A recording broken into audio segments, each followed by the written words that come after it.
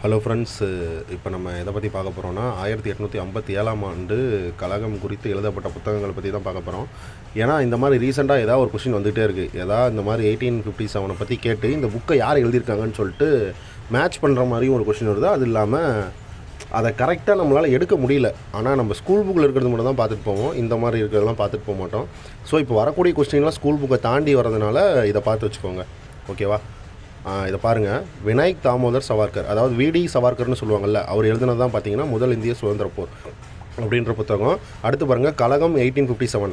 இதை எழுதுனது யாருன்னா புரான் சந்த் ஜோஷியின் ஒரு கருத்தரங்கு, ஓகேவா? புரான் சந்த் ஜோஷி தான் வந்து இந்த கழகம் 1857 எழுதியிருக்காரு. அடுத்து பாருங்கள், சார்ஜ் ப்ரூஸ் மல்லேசன் அப்படின்றவர் என்ன புக் எழுதியிருக்காருன்னா 1857ஆம் ஆண்டு இந்திய கழகம் அப்படின்ற புக்கு எழுதியிருக்காரு. அடுத்து பாருங்கள், கிறிஸ்டோபர் ஹிபர்டின், அவர் என்ன எழுதியிருக்காருன்னா பெரும் கழகம் அப்படின்ற புக் எழுதியிருக்காரு.